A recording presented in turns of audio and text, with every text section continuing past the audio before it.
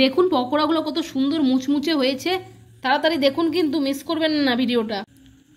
নমস্কার, এমইউ কিচেনে সবাইকে স্বাগতম। আজ আপনাদের আমি বানিয়ে দেখাবো পেঁয়াজ কাঁচা লঙ্কা দিয়ে সুন্দর একটি পকোড়া রেসিপি। দেখুন এখানে আমি 6খানা পেঁয়াজ নিয়ে নিয়েছি আর নিয়েছি কাঁচা লঙ্কা। চলুন প্রথমে পেঁয়াজ আর কাঁচা লঙ্কাটা কেটে তারপর আপনাদের দেখাচ্ছি। দেখুন বন্ধুরা, পেঁয়াজ আর কাঁচা লঙ্কাটা কেটে নিয়েছি। এবার আমি বেসন দিয়ে দেবো এখানে। চলুন বেসনটা দিয়ে দিই। দেখুন বেসনটা দিয়ে দিচ্ছি। এই দেখুন 1 চামচ, 2 চামচ, এই দেখুন 3 চামচ আর একটু দেবো, এই হলো 4 চামচ। ঠিক আছে, আমি এখানে 4 চামচ বেসন নিয়েছি, যদি দরকার হয় আর একটু নিতে পারি। ঠিক আছে, দেখুন বন্ধুরা এবার খাবার সোডা দিয়ে দেবো সামান্য পরিমাণ, এই দেখুন দিয়ে দিলাম।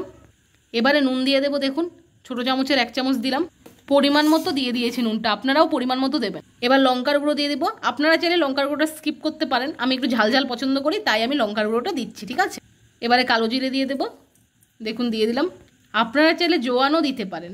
এবারে আমি সর্ষের তেল নয়, এবার আমি সাদা তেল দেবো।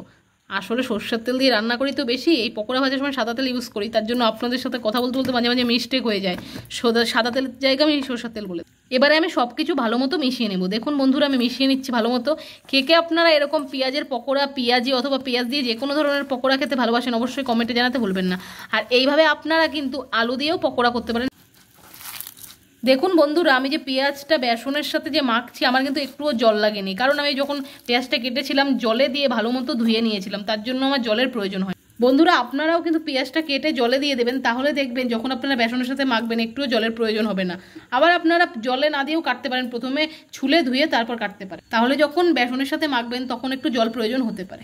দেখুন মাখাটা হয়ে গেছে, এবার ভেজে নেব। দেখুন বন্ধুরা কড়াই বসিয়ে দিয়েছি, এবার তেল গরম করে নেব। কড়াই গরম হয়ে গেছে, আমি আগের থেকেই কড়াইটা গরম করে নিয়েছিলাম। ঠিক আছে, এই দেখুন সাদা তেল দিয়ে দিয়েছি, আপনারা চাইলে সরষের তেল দিয়েও ভাজতে পারেন।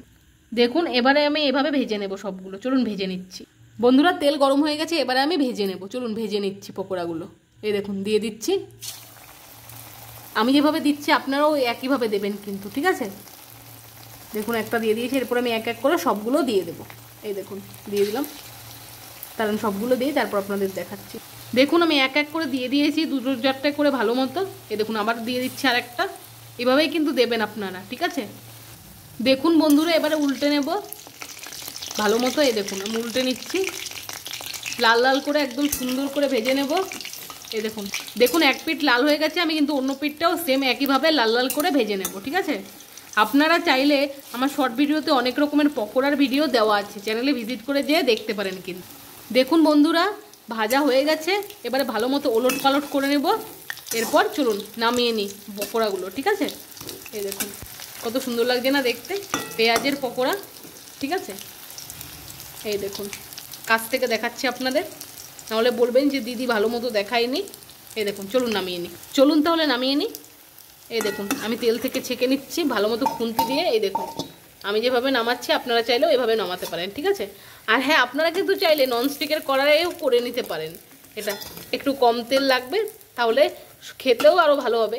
এমনিতে ডুবো তেলেই ভালো লাগে পকোড়া।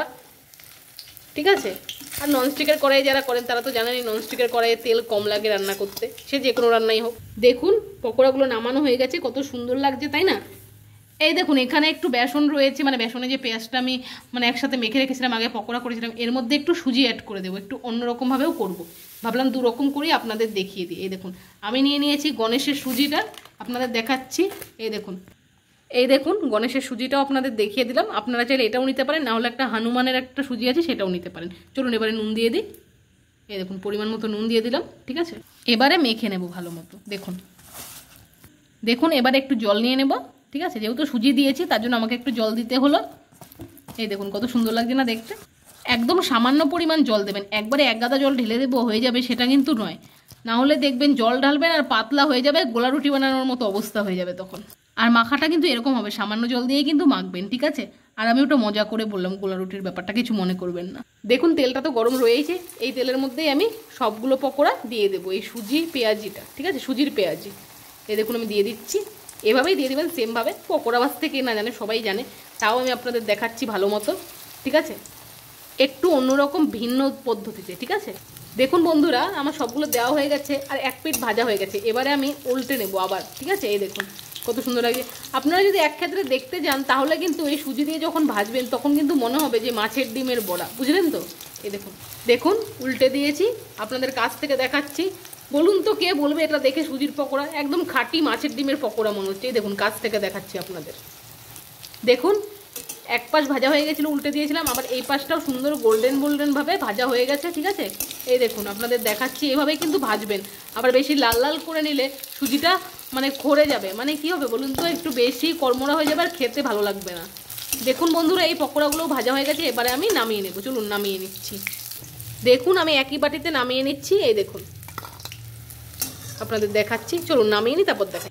দেখুন বন্ধুরা পকোড়াগুলো আমার ভাজা কমপ্লিট হয়ে গেছে, আপনাদের দেখাচ্ছি কত সুন্দর হয়েছে না দেখতে। এই দেখুন আমার ভিডিও যদি আপনাদের ভালো লাগে তাহলে একটা লাইক কমেন্ট শেয়ার সাবস্ক্রাইব করতে কিন্তু ভুলবেন না, ঠিক আছে? আর চ্যানেলে নতুন হয়ে থাকলে অবশ্যই সাবস্ক্রাইব করতে কিন্তু একদমই ভুলবেন না। আর পাশে থাকা বেল আইকনটা তো বাজাতেই হবে, নাহলে আমি যখন ভিডিও দিব আপনাদের কাছে কি করে যাবে? তার জন্য পাশে থাকা বেল আইকনটি বাজিয়ে অল নোটিফিকেশনে ক্লিক করে রাখবেন, তাহলে আমি যখনই ভিডিও দিব আপনাদের কাছে সঙ্গে সঙ্গে পৌঁছে যাবে, আর আপনারাও এই সুন্দর সুন্দর রেসিপিগুলো সঙ্গে সঙ্গে পেয়ে যাবেন। তাহলে আজ আসছি, সবাই ভালো থাকবেন, সুস্থ থাকবেন, ধন্যবাদ।